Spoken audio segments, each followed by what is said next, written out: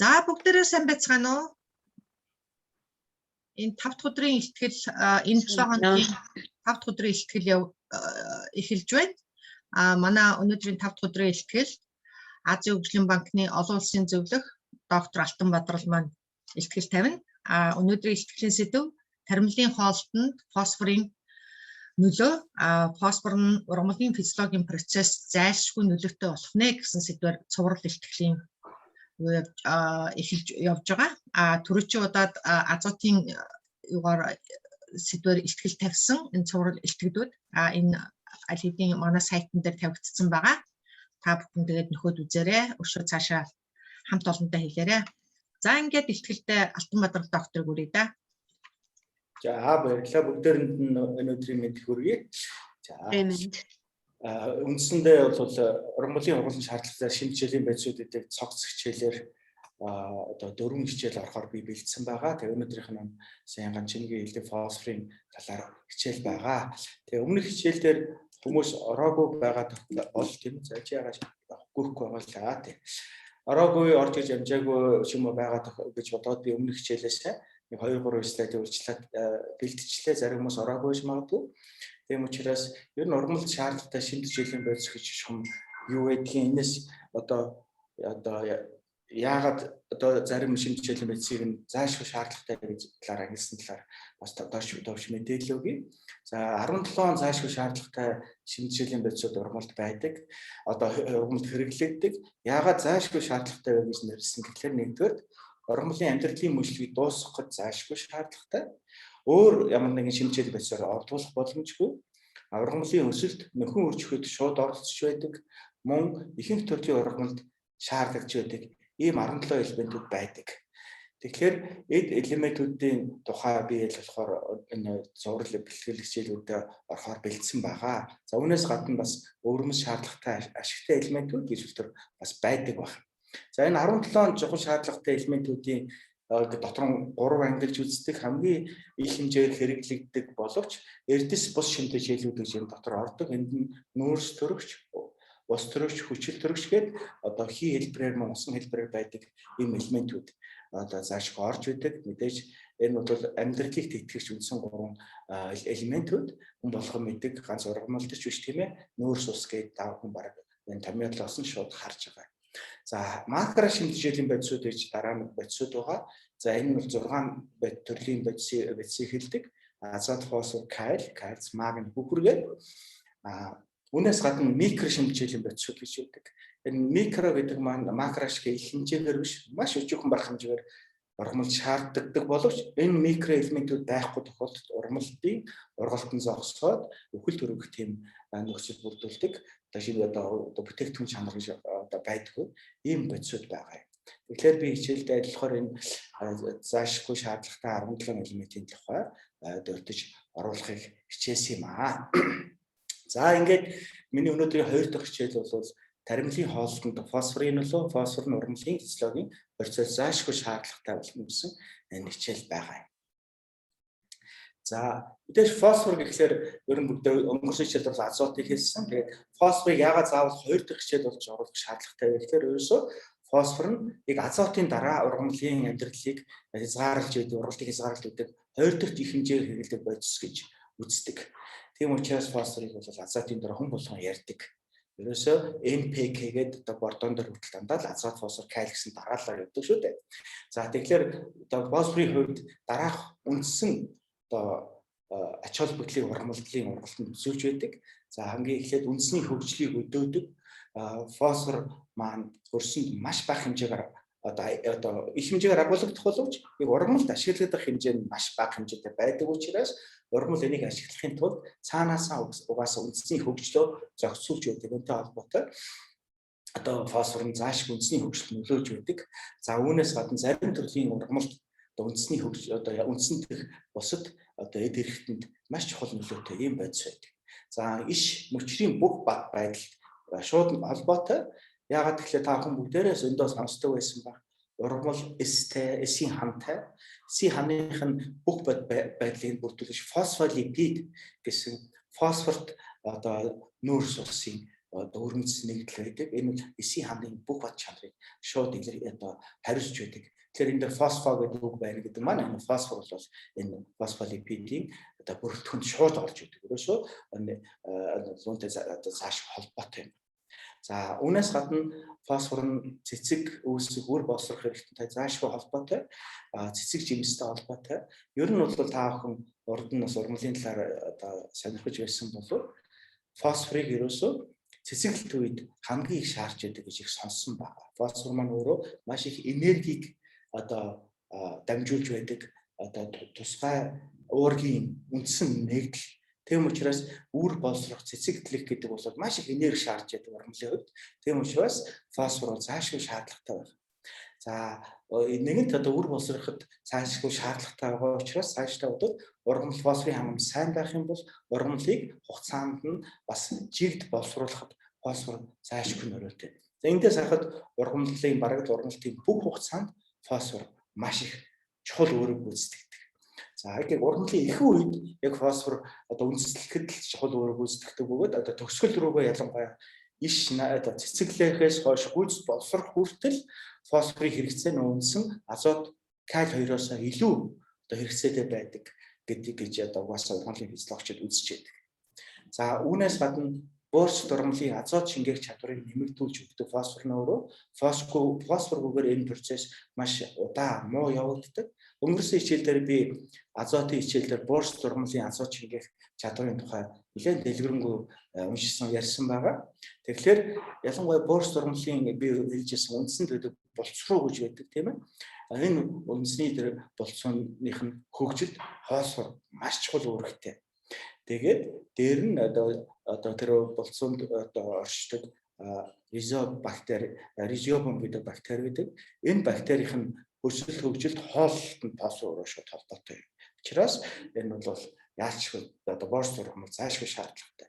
Дээр нь би бас хэлж ирсэн буурч ургамал азотыг байгалийн хэмжээ азотыг буюу азотын үндсэн нитрат аммоны хэлбэрээр шингээж авах чадвар муутай. Бараг шингээж авдаг зөвхөн буурч ургамал дотор үндсний симбиоз бактеритай холбоотойгоор азотыг шингээж авах чадвартай гэж хэлж ирсэн. Тийм учраас үндсэн хэрэг буурч ургамлаас агуулгыг бол фосфорын бордоор борж өгөх эсвэл бууцаар бордож өгөх.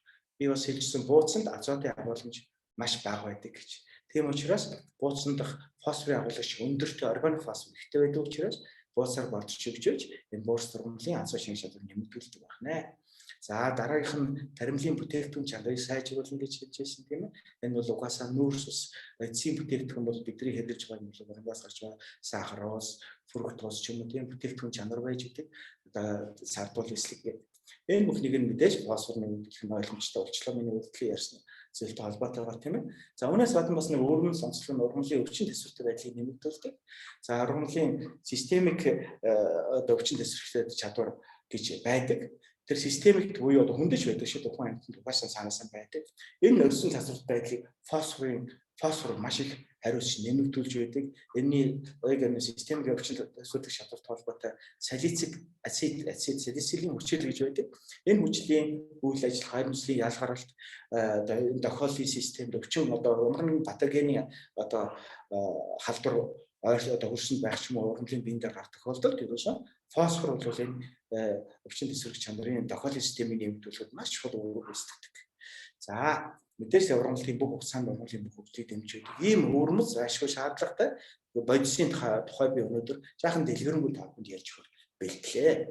За яг өмнөх азотын хичээлээр үзчихсэнтэй адилханаар ер нь фосфор үндсэндээ энэ диаграм дээр хамгийн чухал 5 ургамал шаардлагатай үйл ажиллагаа явуулдгийг 5 диаграм дээр харуулж байна. За нэгдүгээр мөн холоор буюу азотын нэгэн адилаар хлорофилтэй маш их холбоотой.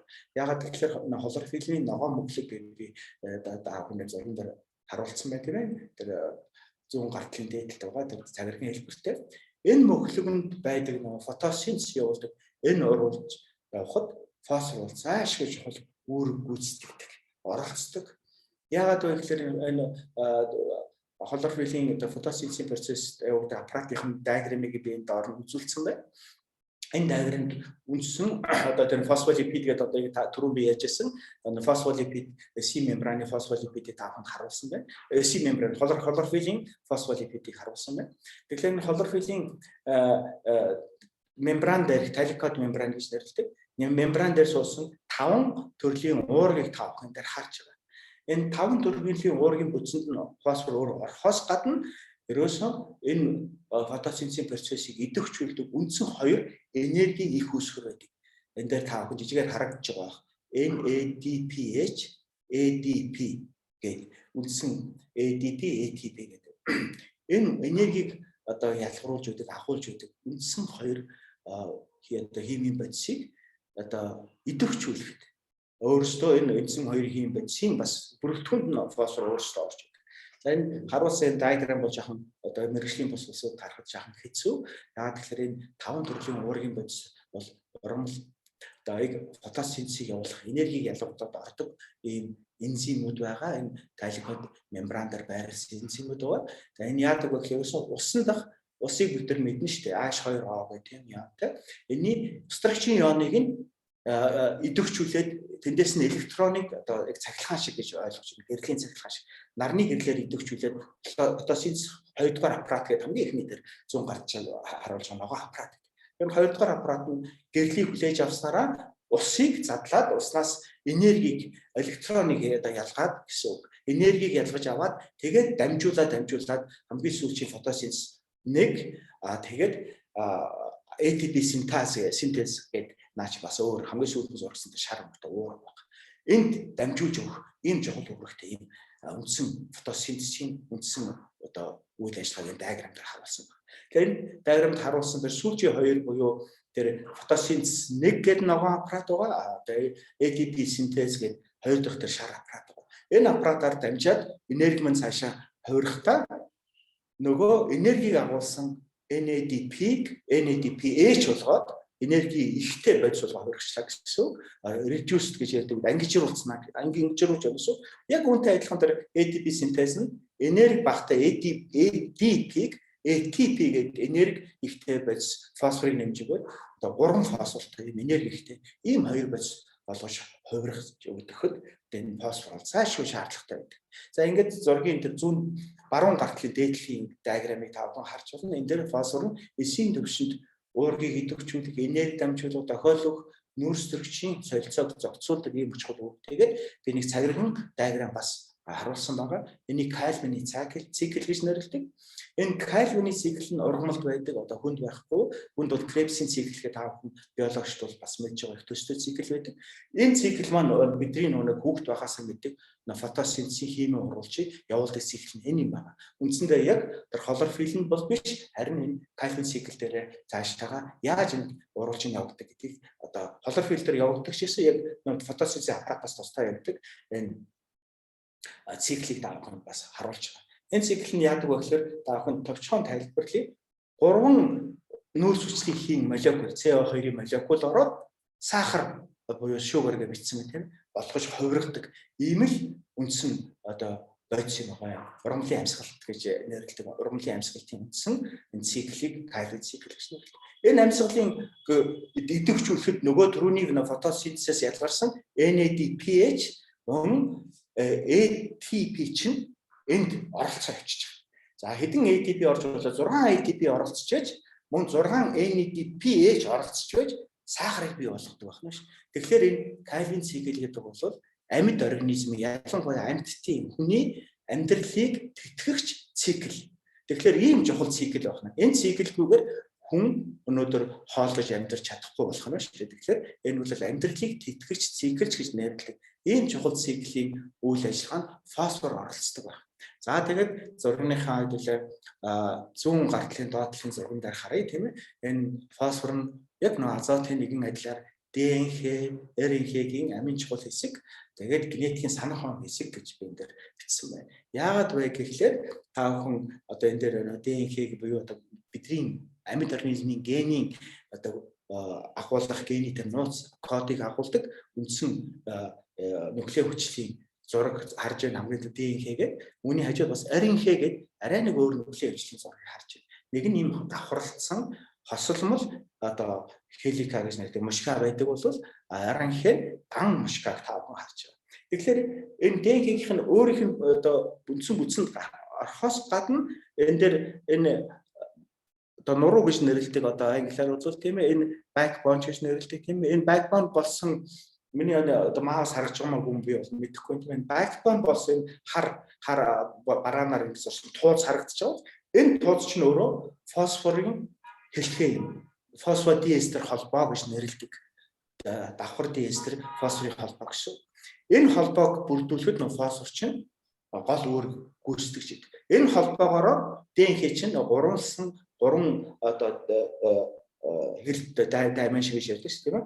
Ийм хэлбэрт ороод ДНХ-ийн бодит бүтцээ олж идэг. Энэ одоо фосфодиэстер холбоогүйгээр ДНХ биш эринхэ биш. Тэгэхээр энэ ДНХ хоёр ягаад ийм ялгаатай нэг нь давхарсан холбоо одоо сүлжээ нэг нь дан сүлжээ байдаг вэ гэхээр энэ фосфодиэстерийн холбоотой холбоотой. Даавхан дунд нь зурсан энэ химийн амар хэцүү зургийг харж байгаа бах. Энэ дээр хоёр захтанд фосфорын холбооч харагдаж байгаа. Тэгэхээр ДНХ дээр хоёр тал нь битүүмжлэгдээд хоёулаа фосфор холбогдсон байдаг бол RNA дээр энэ таймин гэдэг энэ ДНХ-ийн үндсэн нэг цогц хэсэг байдаг нуклеотид гэж нэрлэдэг. Энэ тимин нь юрацил гэдэг өөр бодис болоод хувирчдаг. Ингэсэн тохиолдолд фосфорын холбоо холбогдож чадхаа болчихж байгаа. Ингэнгүүт нэг давхарсан ДНХ-ийн мушкан гам болоод тэгээд RNA нэгэ тусдаа өөр ДНХ-ийн тусдаа өөр ийм л хоёроос холбоо. Ийм л хоёр өөр төрлийн одоо нуклеин хүчлийн нэг одоо үндсэн тогтоц. Энэ маань ерөөсөө хүн төрөлхтний ер нь амьд организмын одоо генетикийн үндсэн санг агуулж байгаа биологийн хэлбэр нь ийм л хэлбэр байна. Тэгэхээр ДНХ-гээс RNA ялгарч гардыг бүгдээр хэмээж байгаа. Өөрөлд RNA нь цаашаа юу хийдэг вэ гэхээр уургийг бий болгоод уургийг бүтээж идэг. Өөрөлд гол одоо бидний амьд организм байгаагийн үндсэн шалтгаан, ургамал байгаагийн үндсэн шалтгаан бол уургууд үү. Уургийг л хийдэг. Энэ яаж хийдэг вэ гэхээр нөгөө ДНХ тэр нууцсан нууцлыг уургаараа одоо RNA-г мэдэж аваад задлаад гэсэн, уншаад гэсэн. Тэгээ уургийг бий болгоход RNA гэж болов. Тэгэхээр одоо энэс эргээд фосфор ямар чухал ач холбогдолтойг та бүхэн харчлаа. За дараа нь би түрүү хэлсэн фосфолипидийн бүрэлдэхүүн хэсэг шүү дээ гэдэг хэлсэн эсийн мембран харагдаж байна. Яг нөө фосфолипидийг яг эсийн мембран бол фосфолипидээс тогтож байдаг. Энэ хоёр хэсэг талтай байдаг. Тэр доотлынх нь томруулсан зургуудаар харж байгаа хоёр хөлтэй юм шиг тийм ээ хүншийн зураг байгаас тэр толгой хэсэг нь бол энэ бол яг эсийн гадна талын хэсэг дээр толгой хэсэг нь байрлаж байгаа. Тэр хоёр хөл шиг буюу тэр липидийн доошогоо хэлсэн усан тогтсон хэсэг нь эсийн дотор одоо мембраныхаа дотор тал тэр хоёр мембран хоёр талаасаа хоёр тийм бүтэцтэй тааван харж байгаа. Тэгэхээр тэр толгой хэсэг нь юу усан дуустдаг шиг юм байгаа. Тэр уртаашаа болсон тэр хоёр одоо хөлн хэсэг нь усан дуустдаг гэсэн. Тэгэхээр усан дуустдаг хэсэг нь хоёр талдаа байрлаад усан дуустдаг хэсэг нь дотгошоо харчихлаа жинхэнэ нөгөө нэг мембраны бүтцийг бий болгодог шүү дээ. Тэгэхээр энийг ойлгох хамгийн хялбархан нэг жишээ бол тос. Усан дээр бид нар тос тусаач гэж бодъё. Заахаа масал юм уу эсвэл шар тос тусаахад цагирыг үүсдэг шүү дээ. Тэр цагирыг чинь усан дуусахгүй байх хэлбэр. Энэ цагирыг дуссны дараахан халуун усан дуссны дараа цагирыг болдог гол шалтгаан усан дуустдаггүй хэсэг нь гадагшаа гаргаад нөө тосны усан дуустдаг хэсэг нь дотгошоо ороод дорхноо юм цагирын бүтц болоо хувирчдаг. Тэгэхээр одоо мембран тэр нэг усны мембран гэсэн үг дотор талтай гадна талтай гэсэн. Тэгэхээр дотор талд нэг өвөрмөц орчин гадна талд нь усан орчин байх нь шүү дээ. Тэгээ учраас усан дуустдаг. Тэгэхээр энэ бүтцийг бий болгоход энэ фосфор маш чухал үүрэгтэй. За түрүүн би бас хэлж байсан фосфор нь иш үндэсний ургалтын чухал нөлөөтэй гэдэг. Энэ талаараа бас дараагийн хичээлд илүү дэлгэрэнгүй дараагийн слайдн дээр бас уушаа явуучих учраас дараагийн слайд руу шилжье. За мэдээж фосфоргүйгээр одоо та бүхэн төсөөлсөн байх газар тариалангийн одоо аж ахуй фосфоргүйгээр одоо явуулж болохгүй. За ялангуяа органик эрдэс фосфоргүйгээр одоо эрдэс бордоогүйгээр тариалан эрхлэх боломжгүй. Зөвхөн бууцаар бордоод бол хязгаарлагдсан. Яг л бууцанд чинь ургамалд ашиглагддаг хэлбэрийн органик фосфор маш их байдаг учраас бид ургамалд ашиглагддаг хэлбэрийн эрдэс бордоог хэрэглэдэг юм аа. За азотоос нэг ялгаатай юм. Фосфорын ер нь хэмжээ нь маш хязгаарлагдсан байдаг. Нийт өнөөдөр бид нар бордсон гэхэд эхний жилдээ тэр хөрсөн дугаа бордооны 90% л ургамалд ашиглагдж байдаг юм бүр шилжүүлэх тогтооцсон. Тэгэхээр фосфор бол ямар хязгаарлагдмал байдлаар ургамалд ашигладаг тэндээс харж болно. За бусад макро элементүүдэд харьцуулахад яг хөрсөн дагуулдаг одоо фосфорын хэмжээ маш бага байдаг. Энэ дээр фосфорын хэмжээг, азотын хэмжээг, калиум хэмжээг харьцуулаад харуулсан байна тийм үү? 10-аас 15 дахин дахин 20-30 дахин бага хэмжээгээр агуулдаг байх. За өнөөдөр тэгэхээр фосфорын бордоо бол асар чухал ухаанч хөрсөн дагуулдаг хэмжээ бага учраас гаднаас өгөх юм заашгүй шаардлагатай. Гэтэл фосфорын нөөцтэй орд дэлхийд маш цөөхөн байдаг. Гэтэл ирээдүйд ойрын одоо 30 жилд бидний өнөөдөр харж болох ирээдүй тийм ээ. Фосфорын хэрэгцээ 100% хүртэл дахин нэмэгдэх, 100% нэмэгдэх ийм хандлага дэлхийн газар тариаланд байгаа. Тийм учраас фосфорын бордоо бол маш чухал. Түрүү хэлжсэн фосфор бол органик хэлбэрийн фосфорыг ургамал авч чаддаггүй, эрдэс хэлбэрээр авч чаддаг. Тэгэхээр үндсэн эрдэс хэлбэрийн хоёр хэлбэр байдаг. Энэ нэгдүгээрт нь энэ фосфорын давхар өстрөгчтэй фосфор, дан өстрөгчтэй фосфор тийм ээ. Хydrophosphate гэдэг ийм хоёр фосфорын хэлбэрийг ургамал ашигладаг байна. Гэхдээ энийг ашиглахдаа хөрсний хүчлэг орчин шалтгаалаа ургамал бас харилцаа авч ашиглах нь хязгаарлагдмал байдаг. Энэ боотлын улаан төсөлсөн диаграмыг тавхан харж байгаа тийм ээ. Яг энэ pH 5.56-аас 7.15 хүртэл энэ орчинд фосфор нөгөө хоёр фосфорын хэлбэр чинь орчин тогтнож чаддаг. Энэ тохиолдолд ургамал авдаг байх. Тэгэхээр та бүхэн бас урдлын өөрсдийнхөө сууж байсан мэдлэг дээр үндэслэхэд ургамал маань хамгийн ихэнх төрлийн ургамал хамгийн их хэмжээний шимт шилэн бодисыг шингээж авдаг одоо хөрсний хүчлэгийн орчин 5.7 5.8 байдаг шүү дээ. 6 арай хүрдэггүй. Тэгэхээр тэрнтэй нэг таарсан байгаа учраас одоо хоёр өстрөгчтэй фосфор буюу тэр pH 7-оос жоохон бага энэ бол ургамал хамгийн ихээр ашигладаг байна. Харин дан өстрөгчтэй фосфатыг бол ургамал арай бага ашигладаг. Фосфорын хүчилж гэж нэрлэдэг шүү дээ. Ер нь бол гэхдээ одоо их химээр тэр бол одоо хүчил гэж яриад явдаг. Тэгэхээр одоо та бүхэн ойлгочлаа. Одоо ийм хоёр төрлийн фосфорыг ургамал ашигладаг байна. Тэгэхээр бууцсанд маань органик бордоод энэ одоо фосфорын агуулгач нь органик хэлбэрээр задраагүй хэлбэрээр байдаг учраас одоо бууц борцсон ч гэсэн ер нь задарсан хэлбэрээр борцсон ч ургамал маш бага авч ашигладаг та бүхэн түрүү ойлгосон тийм ээ. Тэгээ ялангуяа бууцаар бортод. Тэгэхээр би энэ дээр одоо та бүхэн нэг зүйл нэмж хэлэх гэсэн юм. Нэг азотын хичээлтэй холбоотой. Ер нь тэгвэл яагаад бууцаар борт гэж нэрлэдэг юм? Бууцсанд нь органик бодис байж байхад одоо заавал ургамал ашиглаж чадахгүй учраас яагаад заавал бууцаар борт гэдэг юм. Тэгэхээр ерөөсөө үндсэн шалтгаан нь манай одоо ашиг мэргэжлийн сайн ойлгож авах гол үндсэн шалтгаан бол бууц маань ургамлыг бордож байгаа юм биш. Бууц маань хөрсөн дэх микроорганизмыг л бордож байгаа. Микроорганизмыг хооллох гэж өгч байгаа.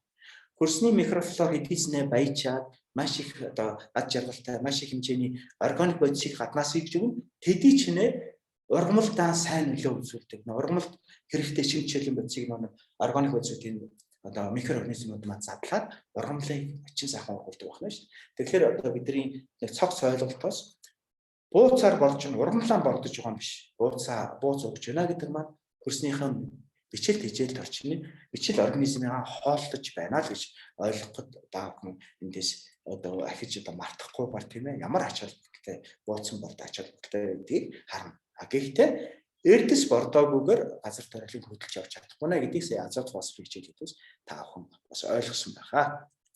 За гэхдээ фосфорын бордоог одоо хэрэглэхдээ бид нар бас зөв одоо хэрэглэх заашгүй шаардлагатай.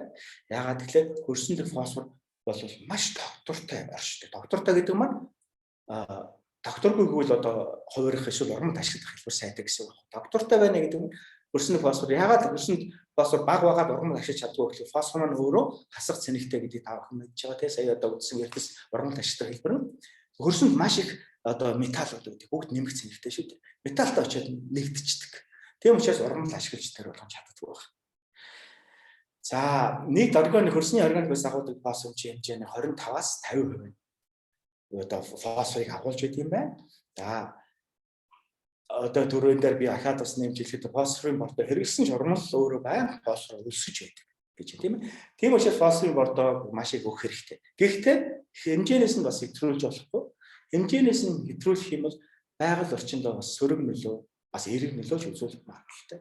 За яагаад гэж байгаа гэхээр ерөөс фосфор маань ургамал ашиглахдаггүй металлтай нэг зэлбэр байдаг учраас усаар дамжаад гүний усаар ч юм уу эсвэл тогтмол усаар дамжаад байгаль орчинд нөлөө үзүүлж байдаг. Ялангуяа одоо та бүхэн тогтмол ус цөөрмийг анзаардаг ба замаг их үүссэн байдаг. Энэ юуны илэрхийлэл гэхээр азот, фосфор, ялангуяа фосфор маш ихтэй байна гэсэн. Тэгээ хөрсөнд фосфор тийшээ бороо одоо усны урсгал усаар угаагдаад тогтмол усанд очиж тогтоод байдаг байна. Замаг ургаснаа гэдэг чинь тийм учраас. Энэ нэг талаар сөрөг юм шиг нөгөө талаас эерэг ойлголт юм замаг их үүснэ гэдэг чинь эргээд нөгөө байгаль орчныг байжуулаад органик бодисын хоригдлыг бий болгоод одоо усан дах загас ч юм уу бусад микроорганизм усан дах амьдралыг тэтгэх ийм нөхцөл бүрдэж байгаа нэг талаар. А нөгөө талаас нь бас байгаль орчныг бохирдуулах ийм аюултай нөлөө үзүүлэх нь шүү дээ тийм ээ. За энийг бол эутрофикацийн процесс гэж нэрлэж байдаг тийм ээ. Ийм учраас одоо фосфорыг маш болгоомжтой хэрэглэх ёстой. Хэтрүүлж болохгүй гэсэн. За тэр хажууд нь байгаа тэр олон диаграм дээр айлуулахаар тэр сумных нь бүдүүн нарийнаар фосфорын тэр хөдөлгөөнийг би харуулахаар зорьсон байгаа тийм ээ.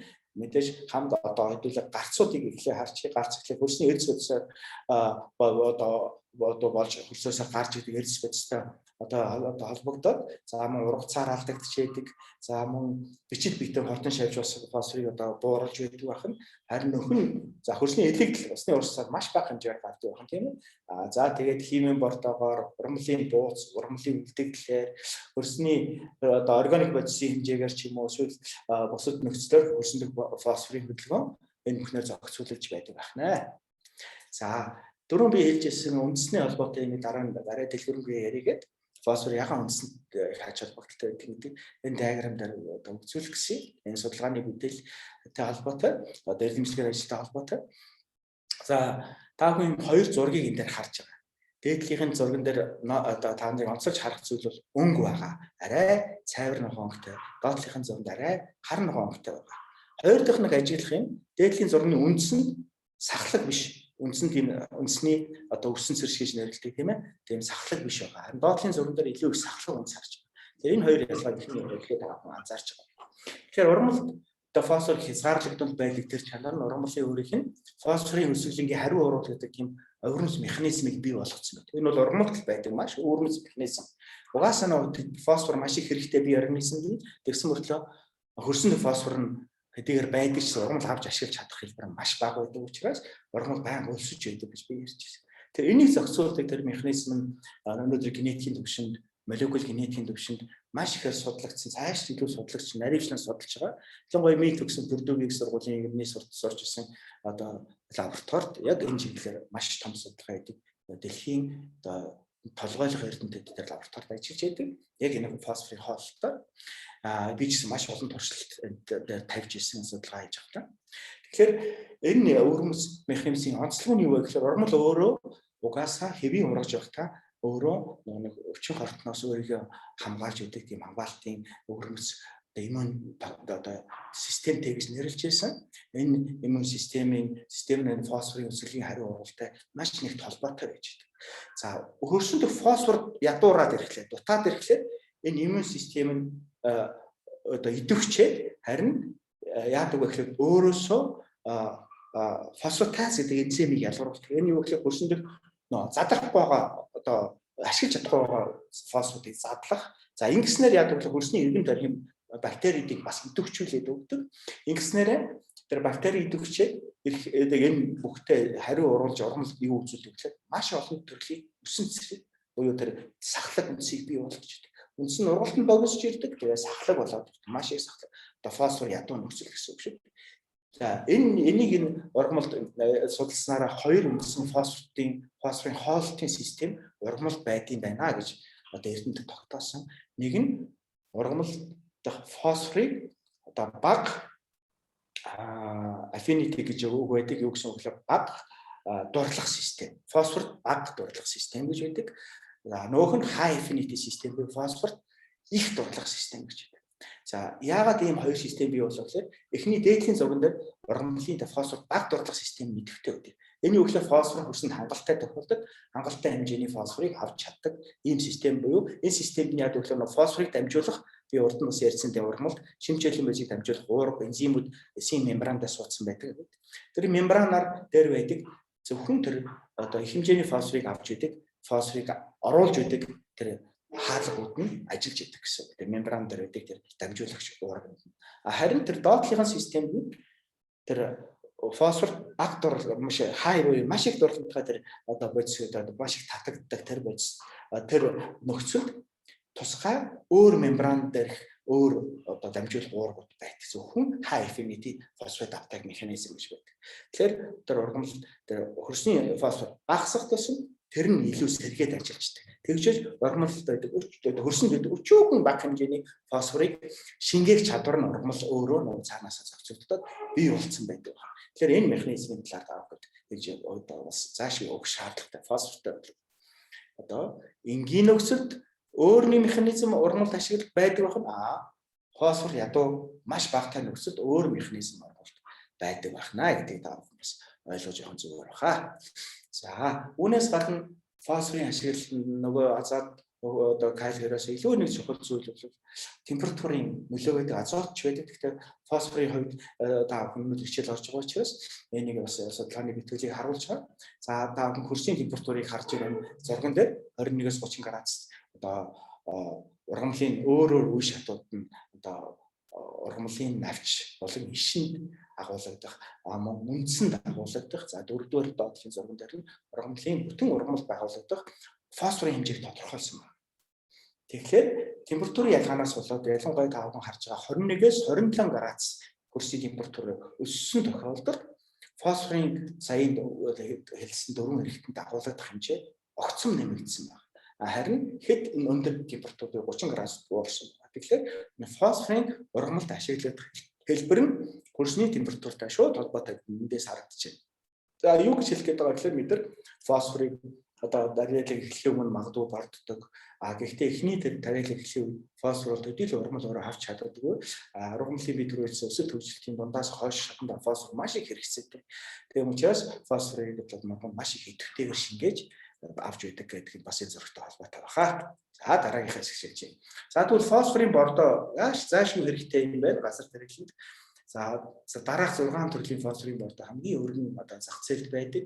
Суперфосфат, боруулсан суперфосфат, моноаммоний фосфат гэдэг азот холбоотой фосфат, азот одоо фосфорын хослол бордоо байна. Диаммоний фосфат гэдэг мөн адилхан, аммоний полифосфат гэдэг мөн адилхан. За үүнээс гадна фосфатын чулуулгийг газар тариаланд бордоогоор ашиглаж болдог байна. За та бүхэн энэ хэсэгтэн дээрээс азот болон фосфорын агуулгадах хэмжээг бордоо тусгаар нь харж байгаа нь ялгаатай байх нь тий. За мөн энэ бордооноос ургамалд ашиглагдах фосфорын хэмжээнүүдийг бас өгсөн байгаа хуваар. Тэгэхээр одоо бордоонд агуулгадах одоо ашиглах хэмжээ 50% хүрдэг байх нь шүү дээ. Тэгэхээр яг энэ дооцсон дээр үндэслээд фосфорын одоо бордох дооцыг одоо агрономийн шинжилгээ ухаан гаргаж ирээд фосфорын бордооны аягийн дэдэн одоо тонн килограммаар гад бордороо гэдэг зөвлөмж байдаг шүү дээ. За мөн усан дуусах хэлбэрийн тааван бас энэ дээр харуулсан байна. Фосфатын чулуул усанд дуустдаггүй байх нь тийм ээ. Тийм учраас одоо энэ дээр пик гэж тэмдэглэсэн байх жишээ тийм. За ийм төрлийн фосфорууд байдаг. Энэ дээр та бүхэн бас нэг асуулт өгье гэж бодлоо бас та бүхэн намайг сонсч байвал бас өөрсдийнхээ тарих оюунд бас ажилуулах нь бас зүйтэй гэж би бодоод. За ургамал түрүүн би хэлсэн шүү дээ. H2PO4 ч юм уу эсвэл HPO4 гэсэн фосфорын эрдэс хэлбэрийн ионыг ургамал харж чаддаг. Тэгсэн мөртлөө яагаад энэ дээр P2O5 гэж биччихвэ гэдэг дээр та бүхэн ухаанаа уралдуулаад дараагийн хичээл дээр хэрвээ та бүхэн оролцох бол миний асуултанд хариулж өгөөрэй.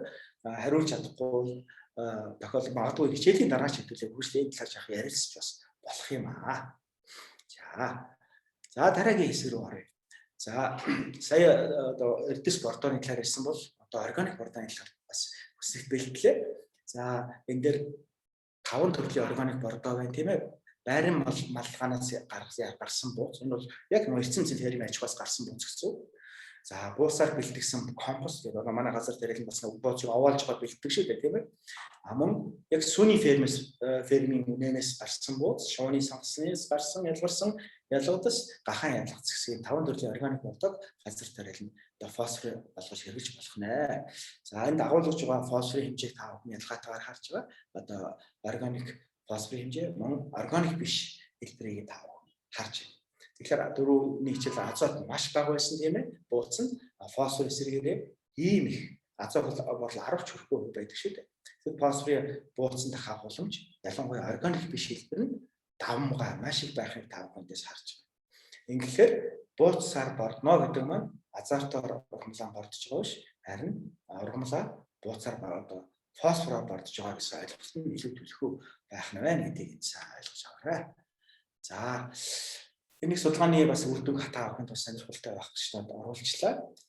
Бууцаар хэдийгээр бордсон ч гэсэн тийм ер нь бууц ер нь эрдэс бордоо бордсон ч гэсэн за бууцаар гэх талбай нэрээсээ бууцаар холбоотой юм байна. Бууцаар болцсон ч гэсэн нөө эрдэнэ шишийн хэрэгцээг яаж ханддаг вэ гэдгийг харуулсан сонирхолтой энэ диаграм байна. За энэ ямар зорилгоор болцсон вэ гэхээр эрдэнэ шишийн талбайг энэ судлаач азотын одоо 225 кг азотыг гад өгөх зорилгоор бордсон юм байна. Ингээ бордоод өгөхөд эрдэнэ шишийн хөрснөөс авсан хэмжээ тэр өчүүхэн бага одоо 25 26 паунд акраас авсан хэмжээтэй ийм бага хэмжээнд авсан байж нэг 15% орчим хувийг авсан байна. Гэтэл яа одоо хоёр янзын бордоогоор борцсон байл та нэг нь бол үнэний фермээс гарсан бууцаар өөх нь гахаан ялгасаар борцсон байхад нөгөө ихэнх бордоо хөрсөндөө үлдсэн байгааг та харж байна. Үнэндээ эрдэнэ шиш бол нэг тэр өгсөн бордооны 40% хувийг гарсан байна шүү дээ. За энэ юу гэж байгаа вэ гэхээр бордоо эхний жилдээ яаж борцсон ашиглагддаггүй. За мөн их хэмжээгээр хэтрүүлээ борчих юм бол байгаль орчиндөө бас яг буруу нөлөө үзүүлэх хандлага байдаг шүү гэдгийг илэрхийлж байгаа. За үүнээс одоо дараагийн хэсэг маань дөрвөн азоттойгоо адилхан фосфорын дутагдал ер нь ургамал яаж илэрх юм бэ гэдгийг бид нар бас байнга мэдж явах хэрэгтэй. Ялангуяа шин тутам тариал эрхэлж байгаа хүмүүс байнга асууж идэг. Одоо өвчтөн юм уу хортонд үдэгч юу тийм ээ. Тэгээ азотоос арай нэг өвгөнс ялгаатай фосфор маань маш их хүн нийл ягаан онгийн туяаг өгтөрлийн ургамалд өсүүлж өгдөг. За ургамлын ихэнх үедээ бол ер нь фосфорын төлөв нэг хасан харагддаггүй яагаад гэвэл ургамал маань бас ихэнх үед фосфор тэр их шинэ одоо хэмжээгээр авдаг ургамлын төсөөлүүдийг их авдаг. За тэгвэл фосфорын бордоо дутагдсан үед арга хэмжээ хурдан хугацаанд авах хэрэгтэй. Ингээд байх юм бол урт хугацаа маш их алддаг байх нэ. За энэ нийл ягаан өнгөхийн шалтгааны юу гэхээр антицины гэдэг одоо ургамлын дефенс буюу өөрийг нь хамгаалах механизмтай холбоотой бодис байдаг. Энэ бодисын ялгарл ургамалд бүрдний туйлдталд за эсвэл давстай орчинд туйлдагч юм. Ийм тохиолдолд ургамал маань өөрөөсөө энэс хамгаалах механизм антицины маш их ялгаруулж нэг төрлийн пигмент юм байна. Тэгээ яагаад ялгаруулдаг вэ гэхээр та бүхэн мэдж байгаа одоо фотосинтез бол ургамал маш их хэрэгтэй тийм бол цахилгаан дамжуулагч, энергийг дамжуулах маш хүчтэй одоо энергийг дамжуулагч одоо үйлдвэрлэл хэрвээ ургамал стресстэй тохиолдолд тэр фотосинтез нь хэвээ явагдаад байх юм бол ургамлыг түлхждэг, шатаадаг, одоо харлуулдаг байх нь шүү дээ тийм ээ. Ургамал цаашаа амьдрах нөхцөл болдог. Тэгэхээр энэ фотосинтезийг бууруулах гай нарны гэрлийн энерги дамжуулах энэ аппаратын үйл ажиллагааг багасгаар нарны гэрлийн шингээлтийг бууруулахын тулд ургамал маань өнгөө хуурах шаардлагатай болдог. Тэгэхээр антицины их ялгарч идэг. Тэгэхээр одоо фотосинтез нь буураад стрессээ даван туулсны дараа энэ антицин өөрөө задраад алга болчихдог. Ийм өвөрмөс тогтолцоо ургамалд өртөнд байдаг. Тийм учраас одоо фосфор дутагдахад мөн тэр механизм нь илэрч гарч ирдэг байна. Фосфор дутагдах яагаад гэвэл фосфор дутагдана гэдэг маань фотосинтезийн үйл ажиллагаатай шууд холбоотой учраас эргээд ушуухан шиг антицинын ялгараад фотосинтезийн үйл ажиллагааг явуулахгүй зогсоод байгаа. Тэгвэл электроны хоригдол бий болчих. Нөгөө нэг ATP, NADPH ялгарх одоо боломжгүй фосфор байхгүй болохоор энергийн хоригдол бий болоод ургамлын навч төлөгдөх нь байна шүү дээ. Үүнээс л хамгаалж байгаа ийм өвөрмөц механизм байх нэ. Ялангуяа энэ улаан зойлын навчийг энэ доотлын 3 дахь зургаас харж байгаа. Эргүүлээ доотлоос нь их тод харагддаг. Артлаас нь. За мөн хажууд нь төмсний ургамал харагдж байна. Дээр эрдэнэ шишийн ургамал дээр илэрсэн байдал. За мөн бусад өвчтөн ургамал дээр илэрсэн байдлыг та бүхэн харж байна. Тэгэхээр энийг бид нэр одоо шалтгааныг мэдээд авчлаа. Тэгэхээр дараа нь мартахгүйгээр ургамал яг ямар дутагдал ороод байгаагаа мэдэх боломжтой байх нэ. За тэгвэл фосфорын бордоо хэрэглэхэд үнэхээр үр дүн гард юм уу гэдгийг доорх хэдэн зурган дээр та харуулад харуулъя гэж бодлоо. За хамгийн их эрдэнэ шишийн талбай байна тийм ээ. Нэг нь фосфор огт өгөөгүй, нөгөөх нь фосфорын бордоо гэсэн. За энэ дээр дахиад нэг асуултаа таанаас гарч байгаа. P2O5 гэсэн фосфорын бордоо. Ийм хоёр ялгаа харуулчих. Тэгэхээр энэ юу илэрхийлж байна вэ гэхээр одоо фосфор бордохлоор ийм их ялгаа харагдаж байгаа гэдгийг таавал шууд чинь харагдаад харуулад үзүүлчихлээ. За хоёрдугаар. Одоо дээр хажууд нугаагаар эдний шишийн зургийн хажууд нь томруулсан зураг ба шүү. Тэгээд талбай дээр фосфорын дотогтолд орчлоо. Фосфортой бордог учраас энэ фосфор ядмаг хөрсөн дээр фосфорын бордог борцсон гэж жишээ харуулж. За доотлын эхний өдөр 2 зурган дээр нь улаан буудаан дэх бас фосфорын туршилтуудыг харуулсан байна. Заахын ялгааг надад хэлүүлдэггүйс харж байна тийм ээ. Тэр фосфорын хэмжээ, азотын хэмжээг бичсэн байгаа тийм ээ. Фосфортой фосфоргүй туршилтуудыг харж байна. Ийм том ялгаа одоо харуулдаг байх нэ. За хамгийн сүүлийн зураг нь бидний одоо өнөөдөр газар тариалан тариалуулсан буулцах зураг нь царгасыг тааван харж байна. Бас царгасны фосфорын туршилт харагдаж байна. Тэгэхээр фосфор бол ямар ач холбогдолтой вэ гэдгийг одоо тааван одоо сайн ойлгож авч байна. Тэгэхээр ерөөсөө бид нар бордоо бол заашгүй хэрэглэж байгаа. За үүнээс гадна фосфорын бордоод одоо фосфорыг одоо нормал ашиглах байдлыг бууруулдаг олон шин чанарыг бас бид нар заашгүй нээж явах хэрэгтэй. За мэдээж хөрсний фосфорын хангамж муу байж болно, тийм ээ. Өөрөлдөө үндсэн фосфорын хэмжээ бага байж болно. Эсвэл хөрс үүсэх явцад фосфор нь багтаа ч юм уу эсвэл өөр чулуулагтай хөрсөнд фосфоргүй байж болох нь байна. Мөн шохойн чулуулагтай нэг кальц ихтэй шүү дээ. Фосфор нь нэгдээд өглөөнгөө болсон байж бас болох талтай байна. За мөн хөрсний ус зайлуулалт маш муу байгаагаас болоод ургамлын үндэс ургалт нь хязгаарлагдсан байвал фосфорыг авч чаддаг байна. Дөрөв таван гарсан тийм ээ фосфор үндэсний ургалттай шууд холбоотой байна. За мөн нэмхэн хөрстэй чулуу хэл сайрахтай бол бас фосфорын одоо шингэлт мууддаг байх нь. За гамтай тохиолдолд хүчлэг хөрсөн тавхан дөрөв хүчлэгийн диаграмыг санаж байгаа тийм ээ. Ургалт хязгаарлагддаг үндэсний гүн ургалтанд дуурдаг. Гэх мэт шалтгаанаар фосфорын ургамал шингээгдэх явдал хязгаарлагдаж байдаг байна. За ингээд миний хамгийн сүүлчийн слайд фосфорын эргэлт, азотын эргэлт шиг бас байгалаар фосфорын эргэлт гэж байдаг тийм ээ. Тэгэхээр бид нар одоо бас фосфорын эргэлтийг зөв ойлгоно тийм ээ. Фосфор бол хаана илүү гардаг вэ гэхээр органик масс их байдаг юм байна. Гэхдээ энэ ургамалд ашиглах хэлбэртэй биш. Тэгэхээр ургамлаа эцэс бордоогоор борж ирэх хэрэгтэй, бас органик бордоогоор борж ирэх хэрэгтэй. Тэгээ фосфор маань тогтвортой тогтворгүй хэлбэрийн хооронд байнга шилжиж байдаг. За үүнээс гадна урсаад алдагдж байдаг байх нь болохоор фосфорын энэ эргэлтэнд орч үед хүний нөлөө маш их байдаг байх нэ. За ялангуяа уул уурхайн олборлолт, эсвэл фосфорын бордоо хэрэглэх, бууз хэрэглэх гэх мэт хөрсийг одоо эвдэх өөр олон үйл ажиллагаатай холбоотойгоор фосфорын бордооны нөлөө, фосфорын эргэлтэнд хүний нөлөө маш их байх нэ. За энэ бас нэмж хэлэхэд нэг азот бас өхөр болон нүүрсчлийн хийтэй ялгаатай фосфорын хий гэж байдаг учраас дээшээ дэгддэггүй гэдэг ялгааг нь таа харж байгаа. Тэгэхээр одоо азотоос ялгаатай юм. Энд байх нэ. За түрүү ахаад нэмж хэлэхэд бууц нь азот байдаг боловч яагаад одоо баг байдаг гэхээр азот чинь маш хурдан задраад дэгдээд хий болоо гарчдаг байхгүй. Тийм учраас би бууцанд азот их баг байдаг шүү. Андуур гэж одоо бууцаар орчоод азот их өгчлөө гэж хий андуураарай гэж хэлээд байгаа шалтгаантай юм аа. За та бүхэн анхаарал тавьсан баярлалаа. За доктортой их баярлалаа. Асуулт байна уу манайхан? Их сайхан сонирхолтой ихтгэл боллоо. Асуулт байна уу манайхан?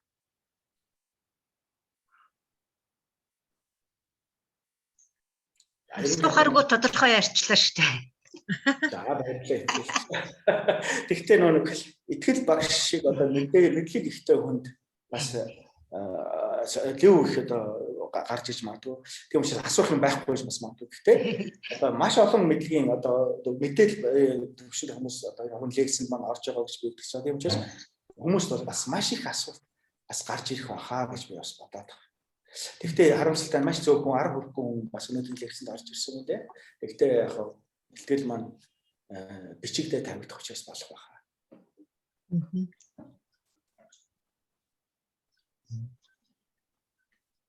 За өөр манайхан асуулт байна уу?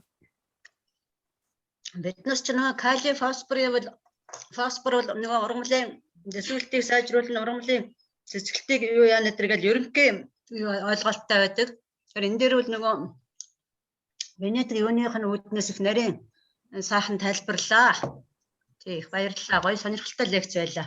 Баярлалаа багшаа. Тэгээд би бас санаа зовоод байна. Хэд их генетик молекул генетик үндсийн ярьслаар бас хүмүүс сонирхолгүй болчихгоо гэдэг. Тэ бас нэг жаахан оруулж өгөхгүй бол бас болохгүй юм уу гэх ингэж. Тий зөв оруулсан дээр л да.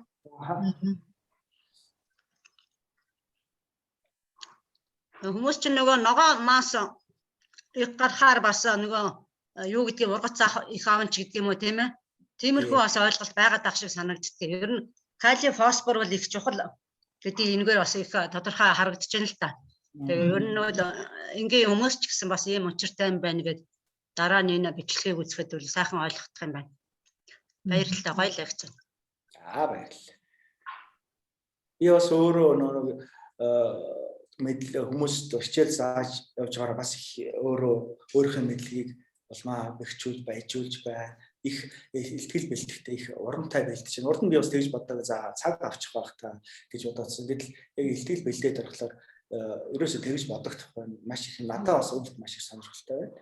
Тэгээд багшид хэлэхэд би бас өөрөө бас үүргээ биелэхгүй юм шүү дээ. Чи бас төгсчихсэн мөртлөө хүн одоо эдэ ач холбогдолтой ядаж багшлахгүй байна гэдэг бол бас би тэндээ бас яг өөрийгөө шөмжлөө явдгийг. Тийм учраас бас ядаж энэ тариаланчтай холбоогоор дамжуулаач гэсэн хүмүүс бас тодорхой мэдээлэл хүргэх юмсан гэдээ бас бодчихээ.